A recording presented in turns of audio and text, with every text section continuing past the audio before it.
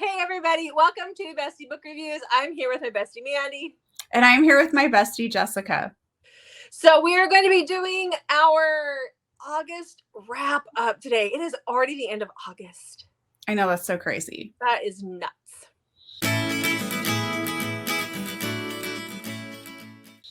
But before we get started with our August wrap up, make sure. Oh, go ahead. No, you go right on. Go for it. Okay. Make sure you hit that subscribe button because we are doing our Road to 1K giveaway, and our next giveaway is going to be 9 Minutes by Beth Flynn. This was Jessica and I's favorite read in July. It is awesome. It is signed. Beth reached out to us and sent us a signed copy for a giveaway. We have some swag that she sent along with it, and we're going to add a few things too. So you definitely want to make sure that you are subscribed to our channel, and you can also follow us on Instagram for an extra entry. Yes, and that drawing will be done when we hit 750 subscribers. So please subscribe. Share the channel, hit the like, and subscribe. All right, so let's talk about August. I know your August was kind of like mine. There weren't a lot of 5-star reads, right? Yeah, I had 8, and I just think that I had like 5-star reads and then more down like in the 3s and not a lot of 4s. I think is kind of why my month felt a little off. But I did have 8. I read 29 total books. How about you? I read 36 total books, but my 5 stars were even less. I thought when we were talking about it last night, I thought that I had more. I don't. I had 4 5-star reads. That's it.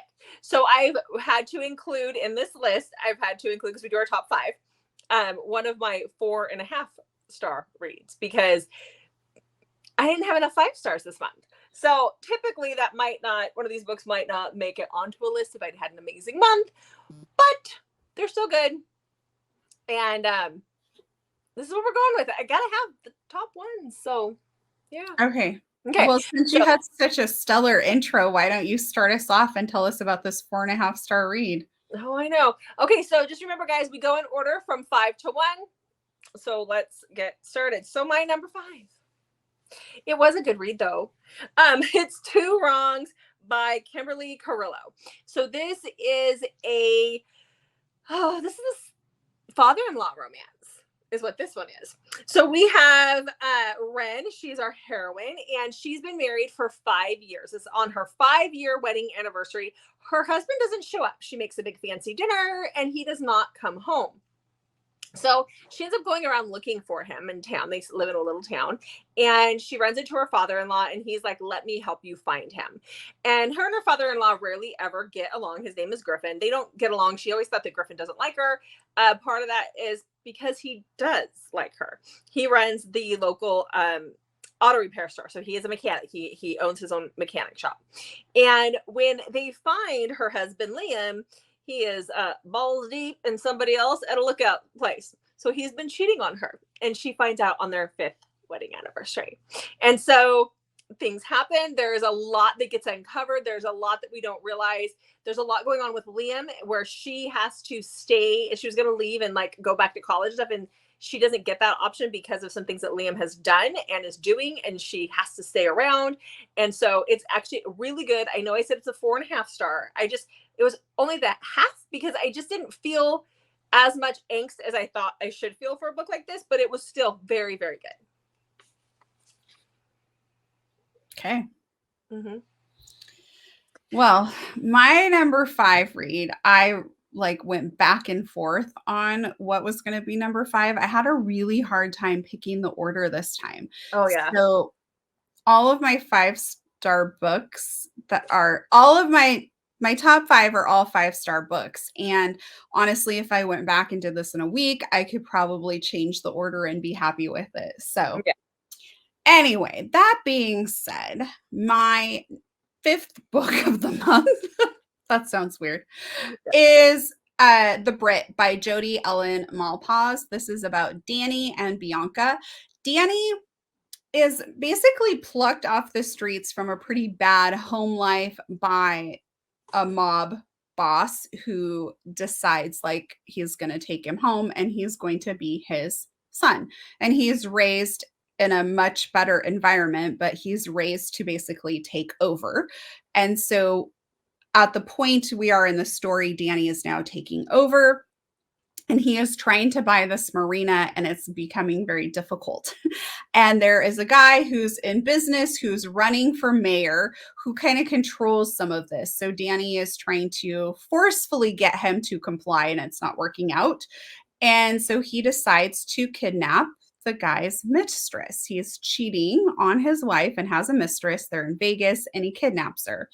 And this is Rose. And Rose has had a very, very unfortunate life so far and is being held by this man who uses something over her as leverage to get her to do what he wants. And so she's basically held kind of as a prostitute in a way, and he tells her like to go be with certain people and find stuff out. So she is his mistress trying to get information from him when Danny kidnaps her. And so she gets, not only is she upset that she's been kidnapped, but she is very frustrated because she has to keep giving this information because of what he holds over her. So it was a very good story. I really, really enjoyed it. And I look forward to reading more of that series. Okay. So in the number 4 slot for me is Angel Unseen by J. Brit. This is an MC romance. So this is about our heroine, Angel. She is running from something and she is homeless. She's living in her car. It's her dad who has passed away. It's his old vehicle. And she's living in his like a vintage vehicle. And she's living in the car. She goes to this strip club that is ran and owned by the MC, and she uses a fake ID to get a job there. So she has been a trained dancer. She's not a stripper. She's a trained, dancer. And she took like 1 or 2 pole classes so that she would know how to work a pole, but that's about it. And she gets hired on there, and she is immediately the most popular girl at the strip club. She refuses to do any extras, as she calls it. She refuses to do any sexual things with any of the guys there, as the other girls do, which creates animosity between her and the other girls. But because she's so bendy and flexible and can do these amazing dance moves, she is immediately just making bank overnight. And there's a reason why. Like, she has this end goal and like this certain amount, and then she's out. And then you have our hero, or anti-hero, whatever you want to call him, Tommy. And he is a part of the MC. He was born into it. His family is like, they run the MC. And there's some rats in their MC. There's some stuff going on that he's trying to filter out. But he is a Callahan. And the men in their family, when they meet the woman they're supposed to be with, they call it, oh my gosh, what did he call it? I don't think I wrote it out. Cunt struck. They become cunt struck. It is horrible, the fact that they use it. They call it construct, where like the minute they see this girl, they are like head over heels, would do anything to make her happy. He is still this gruff guy, and he's still gruff towards her because he doesn't want that. But that happens to him when he sees her. He's not always that nice to her, because it is definitely darker because it is an MC. So check trigger warnings. But there's just something about her, and he is just drawn to her, even though he's fighting it for all it's worth. So this one that's their story. There's more to it than that, but it was good.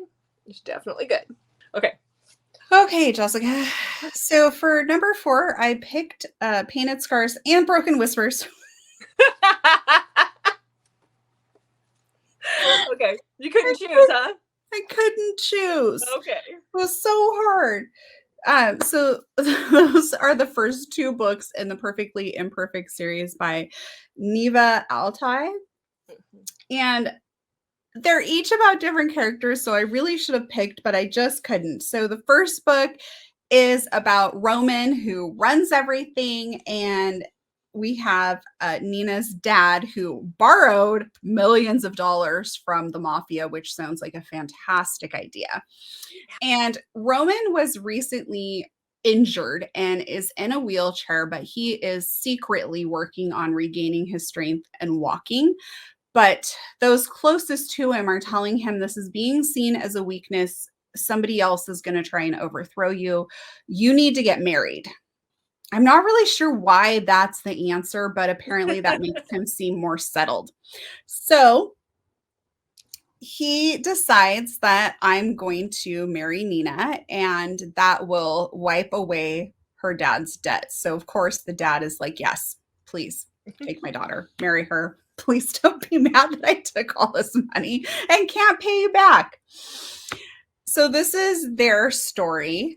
I absolutely loved it because just like in the other book, Broken Whispers, we have Mikhail, who has been severely scarred, and we find out later in the book why, but he wears an eye patch and he works for Roman, and he ends up getting married to Bianca, whose dad is trying to make an alliance, and so marries Bianca off to them for this alliance. And he actually knows of Bianca and has been like obsessively going and watching her perform as a ballerina. So in both of these stories, you have these arranged marriages that the girls are not really in favor of, but are doing this because they kind of have to. The guys are just doing it because it's more of a business thing. But you end up with these heroes and heroines who end up really falling for each other. And I just love when we have like that bad guy who is very naughty in the real world, but is so different with the women in his life. So I just loved both of them and I couldn't pick. You've started Sergio's book though, right? The third one? Yes. Oh my gosh, I love that one. Are you loving it? It's very good that will be finished in September. Yes, because that was like one of my favorites. Mikhail, Yeah. Sergio, and the other one that I've said a million times. I need us to wrap this up so I can go read. So you get back to reading. I know I need to read the Next, last Jessica. Stop rushing me. I feel so rushed. I can't do this. All the pressure. Okay, so my number 3 is The Teacher of Nothing by Kate Webster. This is a teacher-student relationship. You read that during August? One of my very first books in August. Yeah. I did. I love that book. I read it on August 3rd. It's in my book. I read it on August 3rd. Yeah, it feels like a lifetime ago, doesn't it? Okay, so this is about Callum and Willa. So Callum is a high school teacher, and Willa is his student. Willa comes from a home where she's got a stepdad living with her and a stepbrother. The stepbrother is completely totally harassing her and bullying her at school, and it's just not a very good situation that she's in. And then you have Callum. Callum's dad had an affair with Callum's girlfriend when they were still in high school, when they were 18, and he got her pregnant and he married her. So Callum has a lot of animosity towards his dad and his ex-girlfriend / stepmom / mother to his brother and sister, because she had twins. It's quite the ordeal there. So this is their story, but Callum sees something in Willa, and he sees that she's being tormented at home, and there's just something about her that he's just attracted to, and he becomes her protector. But at the same time, his brother is starting to run for attorney general, so they have to keep things quiet. Now, she is 18, but they have to keep things quiet, and they have to keep it on the down low. So yeah, I think it's an 18-year age gap. Was that what it was, Maddie? Do you remember? Yes. I think it was 18-year age gap. It would have been because he was that age when his dad got his girlfriend pregnant. And and she's the same age as his siblings. Yeah. So yes. Yeah. So good. We love Kay Webster here. So yeah. We do. That will not be the only time you hear of her in this video. I'm not surprised. Okay. So what am I on? 3? 3. My top 3rd read of the month of August is a series that I'd already read the first 2 books on. It's the Parallel series. The first 2 books focus on a couple, and then the last 2 books focus on a couple. So this is Across Time and Across Eternity. So both books are about Henry, and I called her Amelia in my head, but maybe it's pronounced differently. I don't know. But she can time travel, and she keeps having visions from her sister who has passed away, telling her to go back and help these 2 people. So she goes back to help Marie and Henry. And she goes back to 1938 France. And so she knows what's about to happen there very quickly is going to be the German invasion. And so she's a little nervous about being there. And she has to just kind of try and figure out why she's supposed to be there. And Marie is also a time traveler. And their mom, Marie and Henry's mom, has disappeared, as well as Amelia's aunt, and all at this particular time at Paris. So there's like this big mystery going on. Her and Henry don't really get along, but slowly that starts to change. So then there becomes like a romance and all of that. It is very good.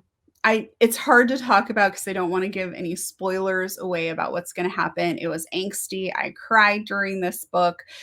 Yeah, it was so good. But if you read this, make sure you subscribe. So this is by Elizabeth O'Rourke, but she also pens under L. O'Rourke. So sometimes you'll find this series under L, or sometimes it's under Elizabeth. So just a side note, but make sure you subscribe to her newsletter when you finish this so you can get the extended epilogue. It really wraps up a lot of stuff that took place in the first 2 books and these 2 books. It really ties everything together. So make sure you read that, because I know sometimes that's an easy pass to do, but with this series, you really want that. It really like finalizes like the series. It's very, very good. Okay. Okay. All right. So my number 2 is From the Embers by Ali Martinez. So when this book starts out, you have 2 separate couples. You have Jessica and Eason, and then you have Brit and Rob. So Rob and Eason are best friends. Jessica and Brit are best friends. So that is the connection there. So you got best friends who married best friends. So Jessica and Eason's relationship is kind of on the rocks. They've recently had a baby, and it's their first child, and they bought a home that they really can't afford. And Eason is a musician and songwriter, but he's more of a songwriter than anything, but he can sing, and he wants to make it big. But he's at the point where he's going to have to start selling off his songs off his album that he wanted to have and put out there, because they just need the money. And so he and Jessica are having issues because of all of that. And then you have Brie and Rob, who have what looks like the perfect marriage. And they have the 2 kids, one's a baby and one's a toddler, and they have a great solid marriage. Brie is a stay-at-home mom, but she started a company when she was in college, and it took off. And so she kind of took a seat and took to be a stay-at-home mom, and her husband stepped up as the CEO of that company. So they're doing very well. They have a nice home. They have a nice life. So they decide one night that because of Jessica and Eason, they're just going to get out of the house. They're going to have a couples night. They're going to have a game night. And so they hire a sitter to go to Brie and Rob's house to watch all 3 kids. And then they go over to Jessica and Eason's house to play the games as 2 couples. That night, in the middle of their game playing, there is a gas leak, and the house explodes. And Eason is the first one to wake up, and he sees who he believes to be his wife because of the dress that she's wearing. And so he grabs her and tries to get out of the house, and then realizes that it is not his wife. He finds her actually kind of on the floor or on the ground, and he's like, "I'll be right back for you." And he takes Brie outside, and then is getting ready to go back in when the house explodes a second time. And the husband and Rob and Jessica are still inside. And so they're gone. They're lost. And so we see this couple who are not even a couple. They didn't really get along all that well, but they move in together for the sake of the kids and for the sake of making things easier, because at this point, Eason doesn't have a house. His just exploded. And he doesn't have a lot of money to his name. And again, his house exploded. So this is their story and how they overcome that, and all the 3 kids. What I really love is that Brie looks at the 3 kids as hers, even though one is not, because it's her best friend's daughter. And this book, this was great. This was so good. There's some twists and turns that you don't see coming, though. So pretty awesome. Okay. That being said, we are never having game night. And I will not be borrowing your clothes either, okay? I don't have gas appliances, so. I do. Ooh. So not have it at my house. Yeah. That's a long way to drive for game night, though. Oh, now I'm worried about your safety. I'm fine. I'm fine. What's your number 2? K. Webster. Of course. Yeah. The Untamed. Mm-hmm. I'm waiting for book 2. Go on. I know, it's coming. I'm so excited. So, number 2, The Untamed by K. Webster. This continues in the wild world. So, you could read Untamed without having read the wild and the free, but you're not going to. I don't know. You could definitely read it without it, but you're going to miss out. I'll say that. So, I would read the wild and just keep reading the wild. Okay. And if you're like, ooh, this is really taboo, it's not for me, you can keep reading and maybe be okay. But if you do not like, go read spoiler threads and then you'll be fine. Do not read it though if like really taboo stuff is not for you, because you probably won't like it, because the Untamed gets very taboo, because this is about Reed and Devon's kids. This book was very different from what I thought it was going to be. It was so good though. So good. So it focuses on Regan, Ryder, and Rowan, because they named their kids like hard to remember names because they all start with R's. So it focuses on the 3 of them, but not a lot happens in the forbidden element right now in this book like I thought it would, but it is very, very good. But to really grasp how wonderful it is, you have to have read the wild and the free. Yeah, I don't know what else to say. It ends on a cliffhanger, but the next book is coming out really soon. September 17th. Yeah. So I'll be reading it here just before that one comes out. All right. So guess what my number 1 is? Oh, crap. I should know because you're giving me a look, but can you guess what my number 1 is? No. There you go. Yeah, but you should know. Come on. Oh, I don't remember when you read stuff, though. That's the problem. I know. It's okay. Yes. This one. Lyrics of Her by Karen Crompton is my top read for the month. So this is a Rockstar Romance. This is about Brinley and Reed. So Reed is a part of a rock band, and he is a big old rock star. He's made it big. He's done it. They're getting ready to go on a tour, world tour kind of thing. Their band's called Cold Neptune. That's what I was looking to say. I'm like, what is the name? I know it's Neptune something. Cold Neptune. And they have made it big. And then you have Brinley. Brinley has just moved to New York, and she is struggling to survive there because it's New York City and it's not easy, and nor is it cheap. But she's an aspiring singer, and she's a songwriter. And when the book first starts out, she actually accuses Reed of plagiarizing her songs, or one song in particular. And she puts out a suit against them. Like, they have to go to mediation and all this stuff.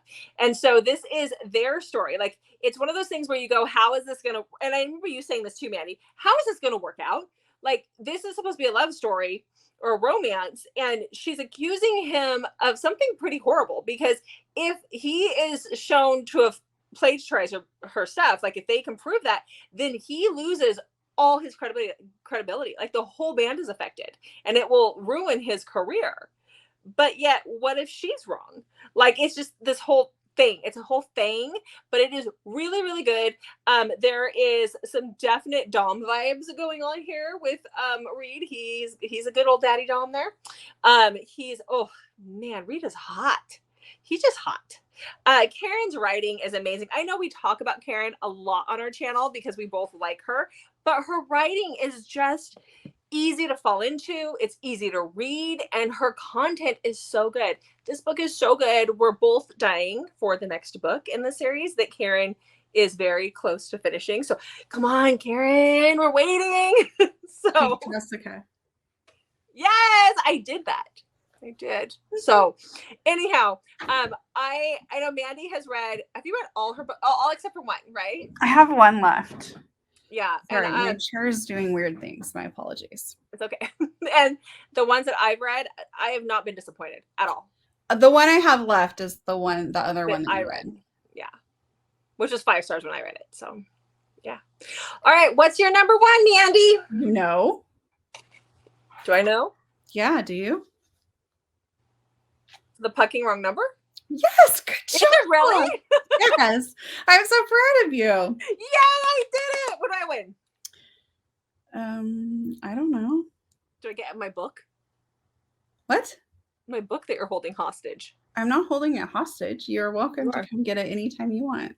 I'm welcome to drive 5 hours to get my book. Yeah. Okay. Sounds about right. Well, I'm holding your stuff hostage too. All right. Okay.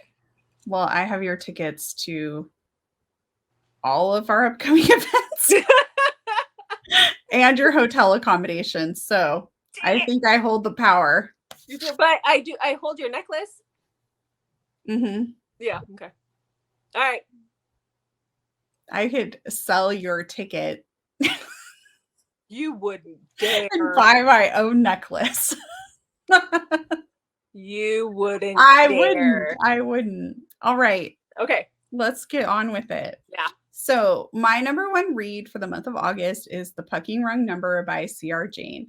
This is dark with a very obsessive hero that kind of starts off where you're like, oh, people are exaggerating. He seems pretty normal. And then slowly, like, he starts doing stuff, and I find myself justifying like when he gets her fired. Well, he just wants her to have enough time to study for college and not be so stressed out. He has money. He's such a good guy. Yes. So this starts off with Lincoln and Monroe. And Monroe is our heroine. And life has just, she's really struggling. She's living in like a really rundown, crappy place. She's trying to, we get a little bit of her backstory about how she ends up in this situation through no fault of her own. She's really trying to better her life. So she's working and going to college, and she gets a text from the wrong number. And the person thinks like she's messing with him, but she really doesn't know who it is. And so Lincoln and Monroe text back and forth, and then Lincoln ends up finding out who she actually is, and he is obsessed with her. But he doesn't want to let her know yet who he is, so he like stalks her. And he takes stalking to a whole new level. And then eventually he lets her know who, like, he inserts himself into her life basically, and just really wants to take care of her. So he makes sure that certain things happen. So she no longer has a place to live and no longer has a job. So he can continue to take care of her.